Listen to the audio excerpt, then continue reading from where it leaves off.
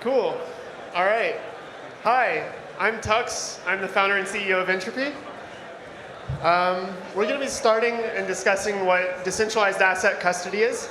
Before I get into it, I just want to ask everybody, who here already uses a crypto custodian or a multi-sig or like a hardware wallet of some kind? Just raise your hand if you do.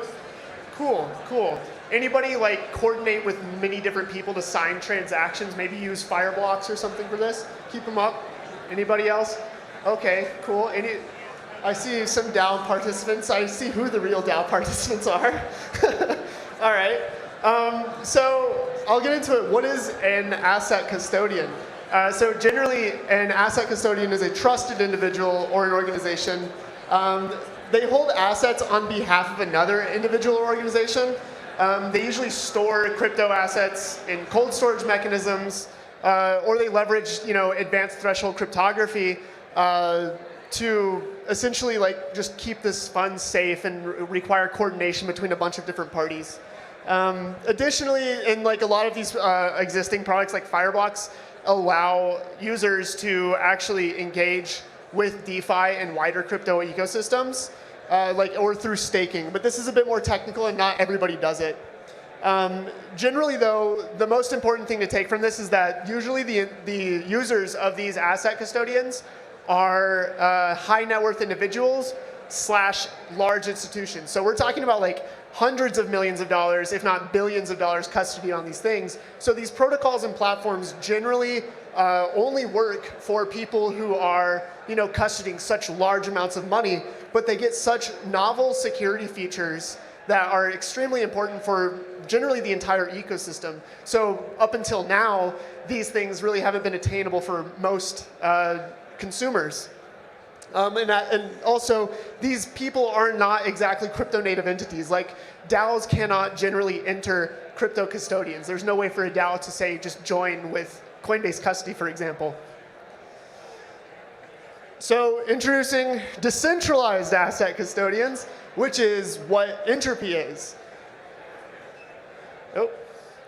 So a decentralized asset custodian, in contrast to this, is a trustless protocol for securely storing crypto assets. So notice that it's trustless compared to that trusted one. And we can think of this as a crypto native analog for cold storage mechanisms. Specifically, we're building on top of threshold signature algorithms already. So now we can use these advanced cryptography to actually custody these funds in a trustless manner built on a decentralized network. As said, they're transparent, decentralized, and community-owned entities. These are not owned by the shareholders / investors of these large companies like Coinbase Custody or Fireblocks, for example. These are built upon crypto-native primitives like DAOs. So basically, a general way you can think about how something like Entropy is pioneering the space is what AMMs did to centralized exchanges, decentralized asset custodians will do to centralized custodians. So Entropy, please clap.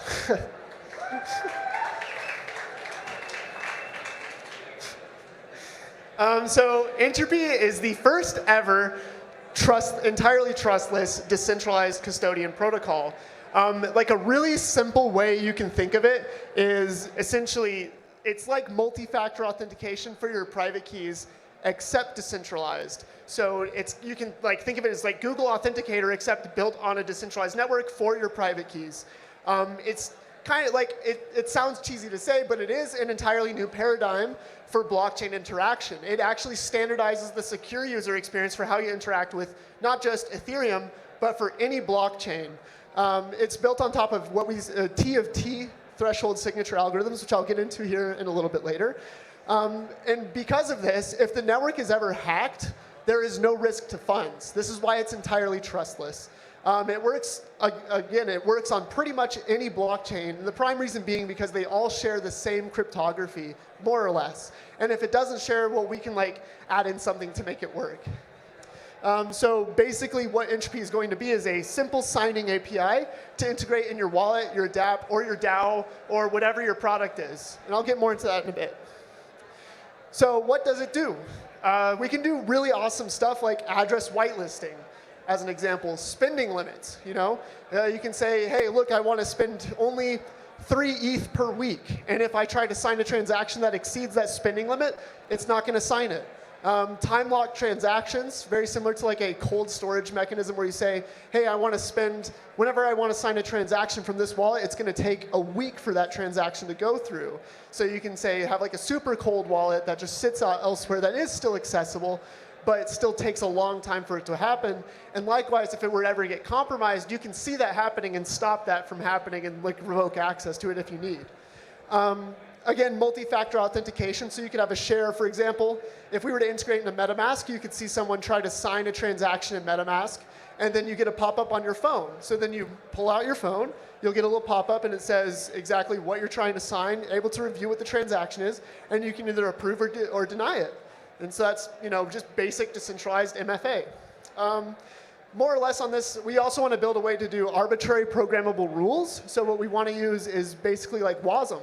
You deploy a WASM blob to the Entropy network, and based on that input, and based on some inputs from transactions, our network is able to execute those rules.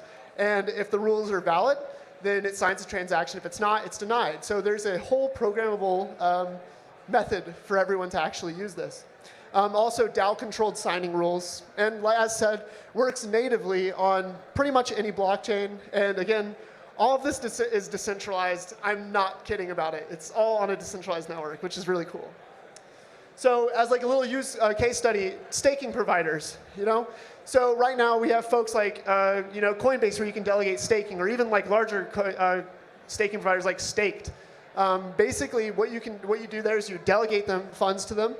They promise to stake them, and they run nodes for you. Now, a lot of people say, look, we want to be able to separate voting rights from staking rights. So that's something you can do with Entropy. You can generate a share that is only useful for staking providers. So they can only do staking and unstaking functionality, and while you yourself can retain, you know, your voting share. So you can retain voting rights, or maybe even spending if you want. On top of this, you know, let's say we have Dante over here who steals a share from, say, you know, the staking provider. Well, the only worst case thing that can happen from there, if you don't notice it beforehand, is they would just be able to try to stake and unstake. They would never be able to actually steal funds, right? So it's permissions and roles for your private key. Likewise, we can eliminate the stolen share issue if we also use 2FA as well, which is, you know, obviously, as I pointed out. So as you can see, like a little flow chart, like we check to see if the share actually has permissions, and if it does, we sign the transaction. If it's not, the Entropy's network doesn't sign it. So getting more into depth on the cryptography here, we use TFT threshold ECDSA in the beginning. We have plans for expanding this to EDDSA, Schnorr, and BLS signatures. But the reason we use TFT signing is so that we can have consensus between all the parties. So all parties must agree on signing the same message. And if any of them disagree, then no message will get signed. This is how we make it trustless. That way, Alice can retain a share, and she distributes some other shares to the network, and maybe she hands out some shares to other people who are permissioned. And if in any time something tries to actually sign something wrong, the network just will refuse to sign it. So again, if the network gets hacked, there's never enough shares to actually compromise the funds or the whole private key. Functionally, again, if the network is hacked, no loss of funds, only denial of service is at risk here, which you may say, well, hold on, denial of service to my key is effectively loss of funds. But in the beginning for us, we hate seed phrases. To put this up front, we hate seed phrases. But in the beginning, we'll have you retain your full master seed phrase, which you can retain and keep control of. So you get to retain full custody of your key. And we're going to expand on this by adding social recovery and things like that to actually improve and eliminate the entire risk of having a master seed phrase altogether, and expanding this to DAOs as well, so DAOs can now use social recovery as a means to custody their funds. So you can imagine this is a multi-chain world now, so we can all interact with the same UX from Entropy with any chain.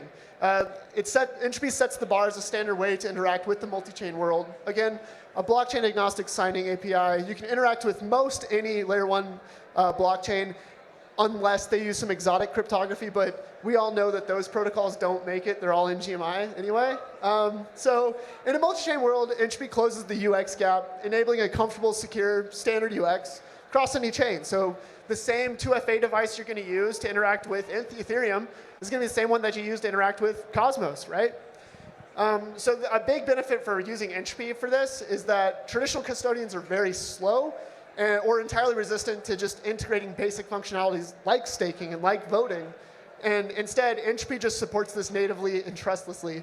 So this is the power of using a crypto-native entity and a crypto-native kind of protocol on top of this and replacing sort of these Web 2-based primitives. So here's what we're going to expect within the next year.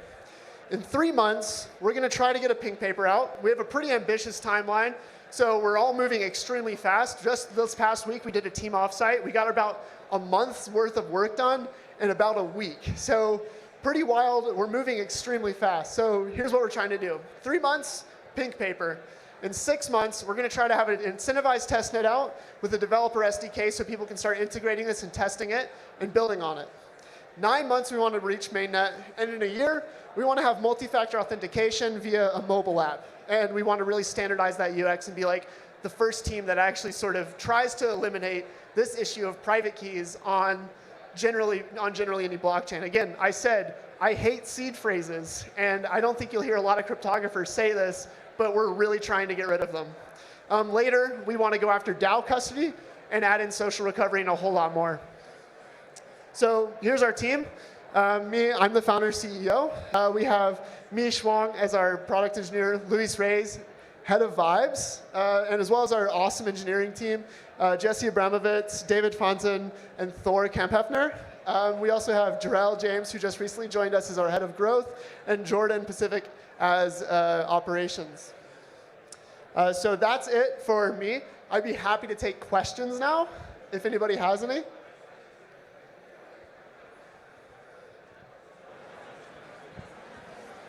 Hello. Hi.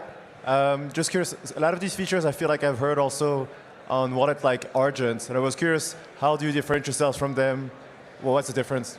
So Argent is smart contract based. We're cryptography based. We're built entirely on threshold signatures and built on top of a decentralized network. So you can really just imagine this more as like a layer 1 for sort of this kind of these kinds of operations. So on top of that, we also have like threshold signing with social recovery, as I pointed out. I know Argent has social recovery too, but now what we're doing is bringing social recovery to pretty much any blockchain, right? And standardizing the UX in that way for it. In fact, the way we actually see this is not competitive. So folks like Argent, we would love to actually integrate with those people. And this even goes to like folks like Fireblocks and Coinbase Custody. And we would want to get these integrations into everywhere we can and just improve and standardize the user experience. I have a question. You mentioned a lot of different use cases. Which one do you think will have the greatest impact on the crypto ecosystem?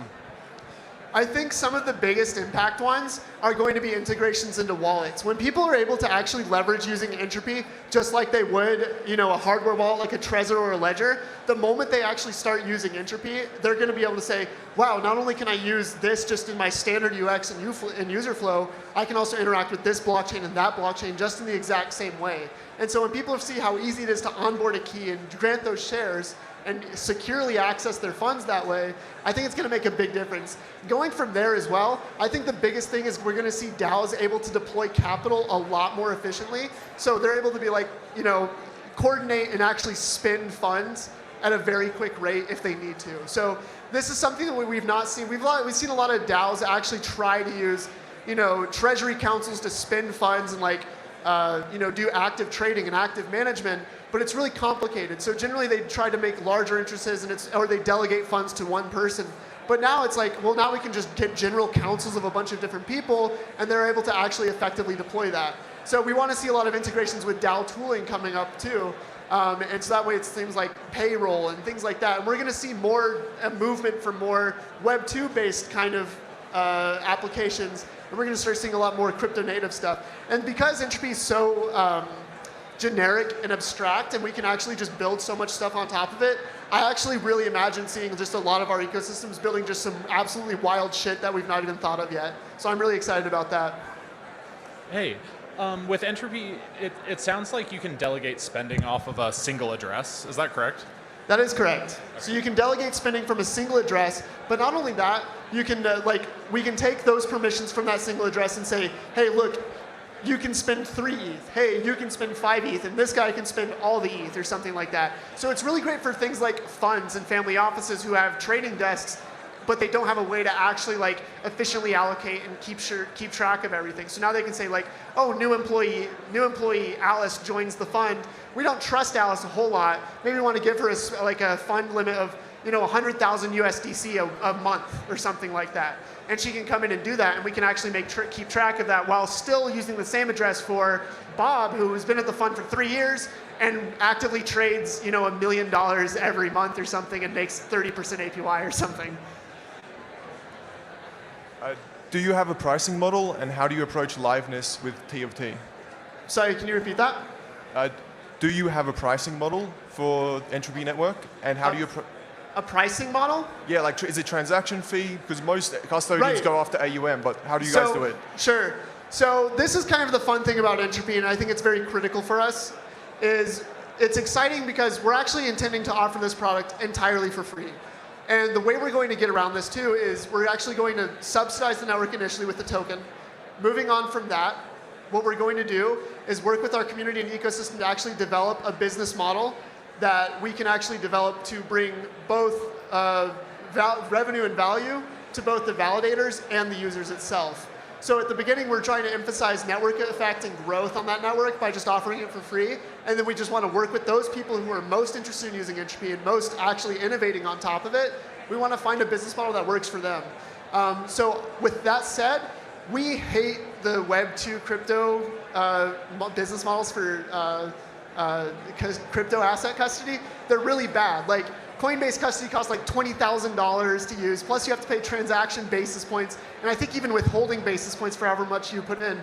And that's such a Web 2 way of thinking about this business model. You have to fund insurance and all these things, so it is intrinsically extremely expensive.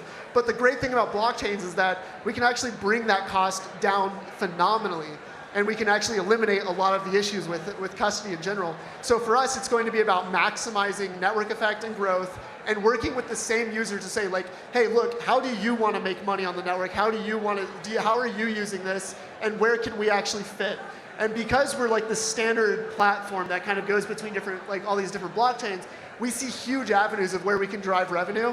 But right now, we're just mostly focusing on product and usability, and then we're going to focus on revenue. Going into your second question, you said about liveness, right? So when you talk about liveness, you're referring to how do we incentivize the nodes to stay online? I think I answered that with our staking model as well. So we're built on Substrate. We don't have any plans to be a parachain quite yet, but basically we're using the consensus mechanism there to encourage liveness and reward it. So if anybody goes offline or disappears, our cryptography can recover it, and we can make sure new nodes have the same shares, and they're able to actually we're able to drop in a new node and replace them if they need to, as well as slash them if they go offline for too long. Thanks.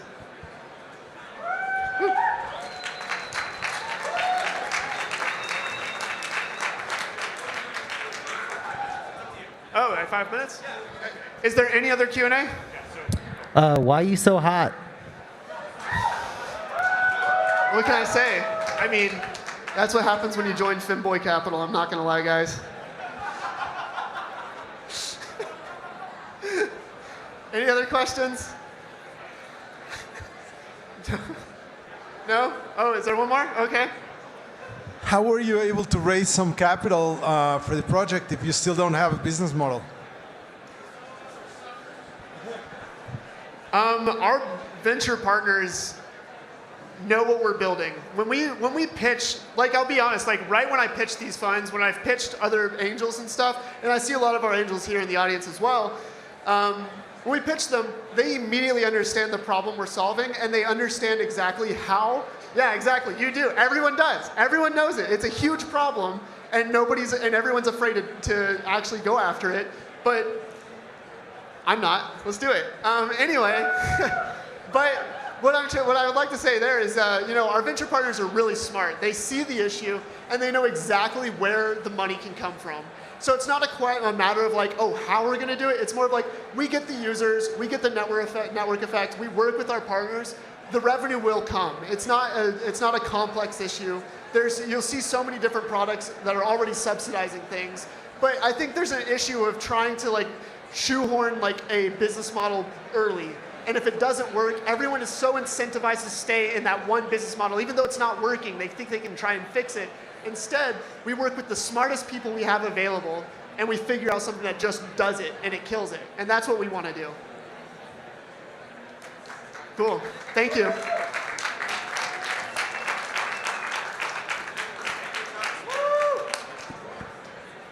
All right, thank you, Tux. Whoa, that is really loud. Okay, we have a mega